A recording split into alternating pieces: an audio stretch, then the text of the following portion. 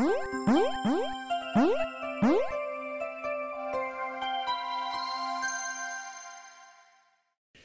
thanks to everyone for coming today. There's a couple of topics that we'll be talking about today. Of course, I'll give a brief overview of 6 Waves, follow that up with a couple of the main channels for growing games, and then really focus today on portfolio management and cross-promotion. And then finally, earlier this week we had announced a product platform launch, so I'll cover that briefly and how that wraps into some of the topics that we're covering.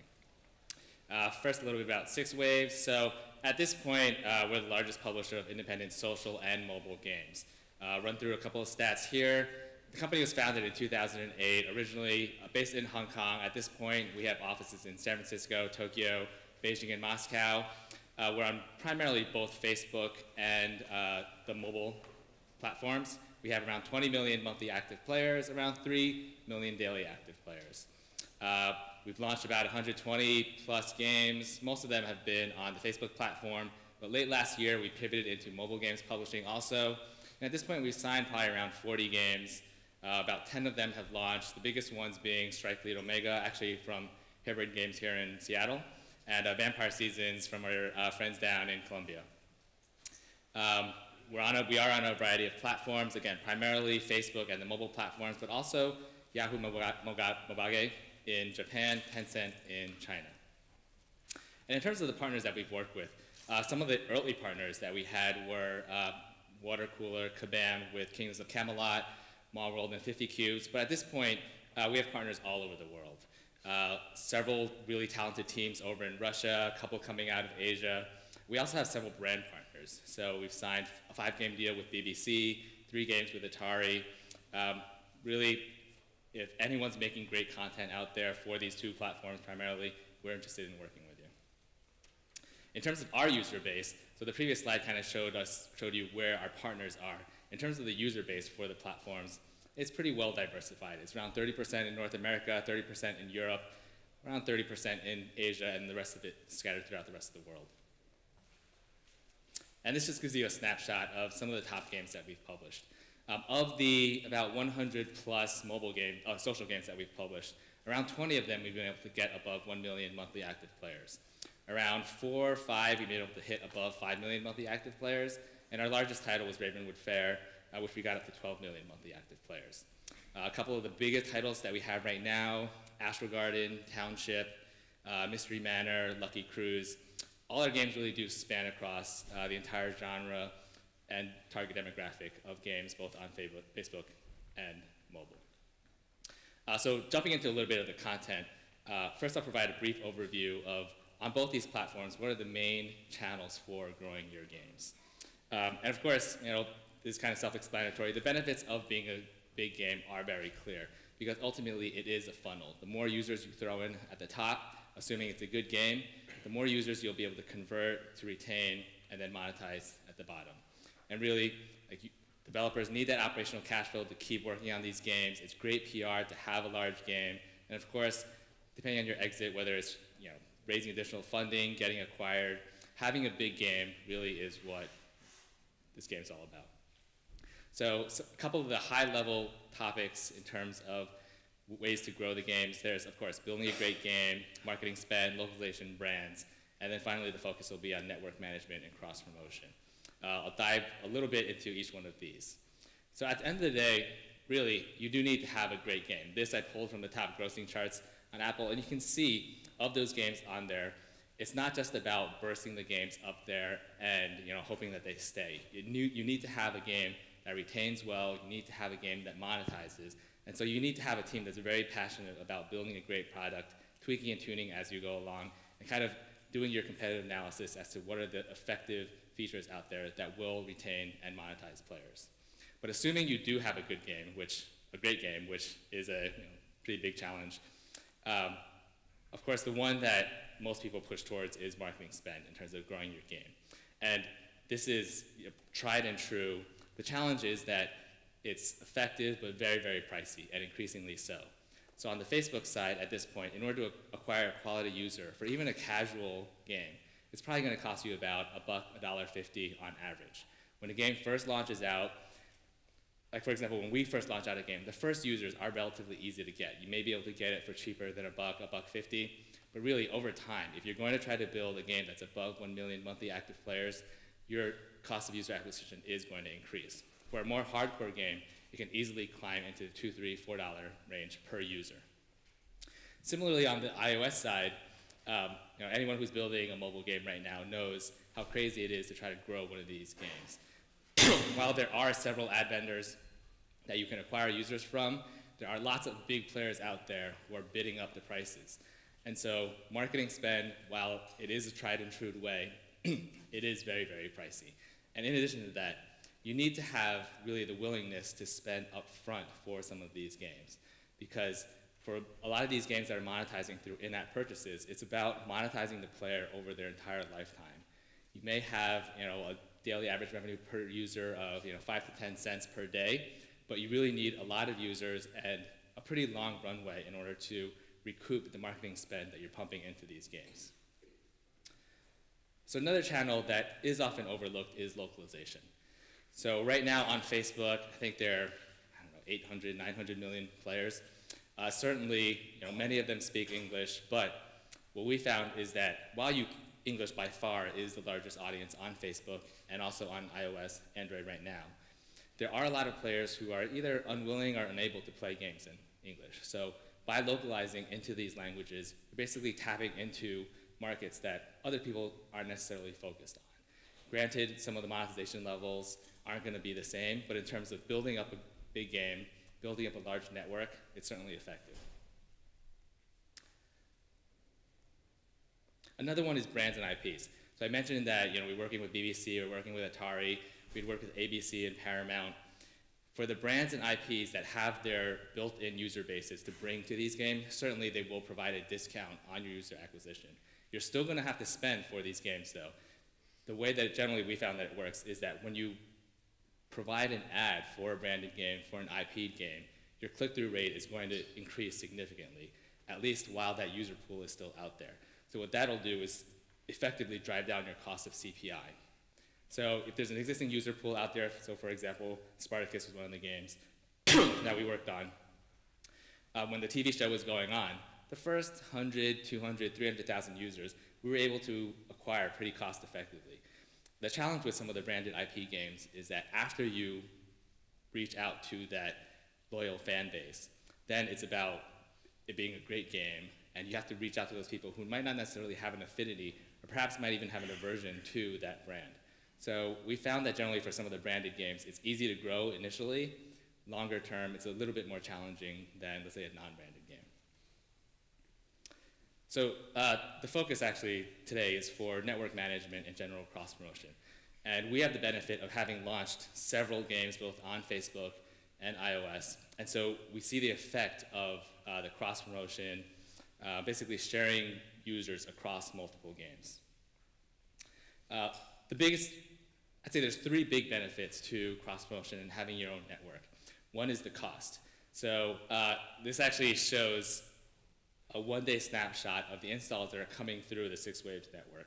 And you can see at the bottom, of course, I grayed out the names, I grayed out the dates, but effectively, on any given day, we're generating about 100,000 free installs within our network just due to cross-promotion from game to game. And that's something that, as an individual developer, if you only have a couple of games, it's challenging to do. But what you can do is, most developers are in it for more than one game. So think about before you really start cranking away at that first game, what is the target demographic that you want to go after? What is the genre game you have to go after? Because being able to build one game, make it large, and then be able to cross-promote to the next games that have a relevant audience base is a significant benefit in this space. Another other element is quality. So, some of the Facebook games we had, Ravenwood Fair, Astro Garden Township, a lot of those players are similar demographic. They're looking for a similar type of gameplay. It's relatively easy for us to cross-promote users from game to game. We basically just show a banner above the game. And it's not like we force people one way or the other, but they see these games, they try them out, and they continue playing. On the other side, there's games like Dungeons & Dragons, Dungeon Overlord, and King's Bounding Legions that are also in our portfolio. These are a little bit more hardcore skewing games, but the target demographic for those three games are similar also. So as a developer, as you're looking to build out your own portfolio of games, certainly think about, if I'm going to build one game, I want to be able to leverage the same user base, the same know-how, the same retention and monetization mechanics for those other games. And then finally, there's lifecycle management. So not the clearest map, but what I tried to map out here is these are some of the Facebook games within our portfolio over time, starting in July 2010 to July 2012. And you see that for the average game, it's going to have an up and down life cycle. When it first comes out, depending on how the metrics of the game are, depending on how aggressively someone will market the game, you'll see the game spike up. And then as the relevant audience bases get tapped out, as the cost of user acquisition goes up, it starts to flatten out a little bit. And then assuming that the developer is continuing to work on the game, generating content to retain those players, you'll generally kind of see a plateau. For some of the games, you see if there's a sharper spike down, generally it's because the developer perhaps didn't put in as much content as they could have. But what this overall chart really shows you is that over time, as long as you have a portfolio of games, you can transfer users from one game to the next, as long as it's a relevant game and a relevant target demographic. So, we have games up there like Big Business, Resort World. As those games were on the decline, we were able to cross-promote some of those players over to games like Raven Sky City, Airport City, Mystery Manor. And then recently, the launches of Township, Roller Coaster Mania, Astro Garden. To some degree, the relevant user bases for all these games are very similar. So by having a portfolio of games, we were able to really cost-effectively transfer these players from game to game, because at the end of the day, you know that these players are going to be playing multiple games. Within our network, we see on average that people are playing probably around 2.5 to 3.5 games at the same time. So as long as you're surfacing different games to them, it's not necessarily like, oh, they're seeing another game, they're playing another game, so they're going to stop playing mine. So kind of along those lines, as we've moved into the mobile space, because of the challenges with user acquisition in mobile, both for us and for a lot of other developers out there, we've been approached by some developers saying, hey, you know what, you guys have a user base on mobile, we have a user base on mobile. You guys have great games, we have great games. Let's talk about click exchanges. So we'd had multiple partners come talk to us about this, and as opposed to building a custom integration for each one, we just decided to build a product where all of them could hook into at once. And once we had built that for an internal use, it really just made sense to open it up, because any type of these click exchanges or ecosystems really is, the larger it is, the better it is for everyone. You create liquidity in the market, and so effectively, we're opening up our cross-motion within our games to any mobile developer that wants to access it. We launched on Tuesday. You can basically just go to wavex.sixwaves.com, and it's completely free, easy to install SDK for any mobile game. Yeah. One thing that we do want to be clear on, though, at the end of the day, our core business is publishing games.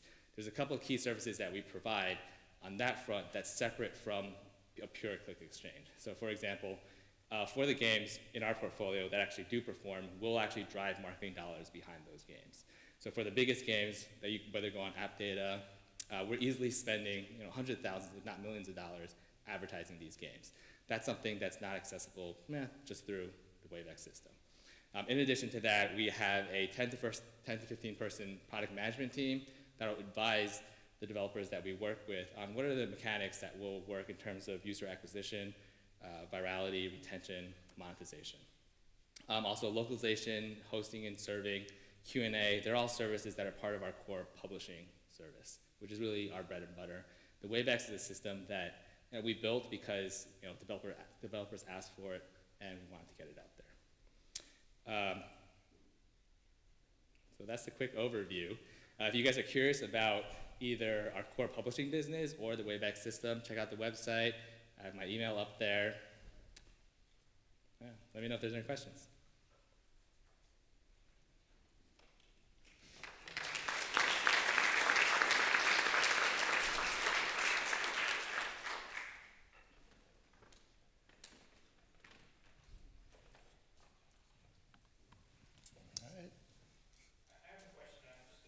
Sure. Maybe it's not 100% on topic, but just as far as when you're buying traffic and marketing games, what type of fraud, tools are there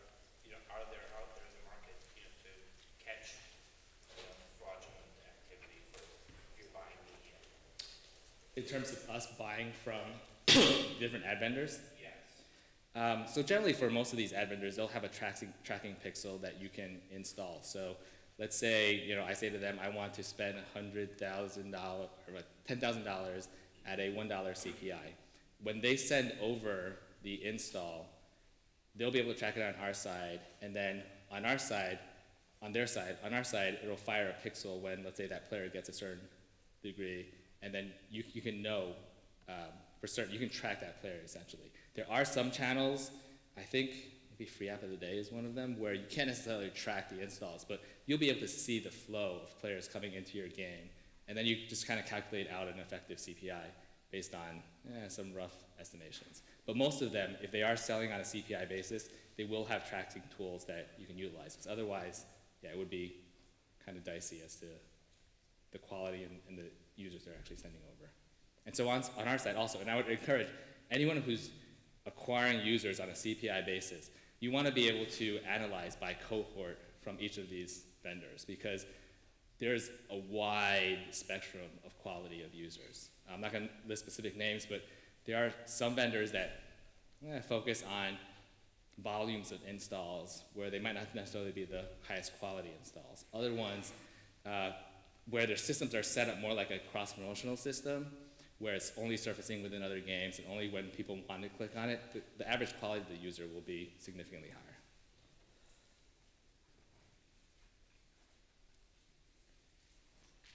Is WaveX curated, or can anybody use it for anyone can sign up. It is curated in that we'll have someone on our team making sure that it is a game, because we want to ensure that the people that are coming in and out, both in terms of the developers, the games, and the users, are relevant players. You had a point where you said it exposes your players to high-quality games. Do you guarantee that quality? There's no really guarantee, but some of our games are going to be going in. So, for example, part of the reason why we're doing this in the first place is because we do want to find quality games and quality developers and users to click exchange with. And so if we're going to allow games that are non-games, then we're kind of opening up our own games to receive some of this traffic in exchange for the quality users that we're going to be sending out. So we're kind of naturally incentivized to maintain a quality level of the network. And also, in terms of the developers, like, people are looking for quality users for this kind of system anyways. So it will be curated.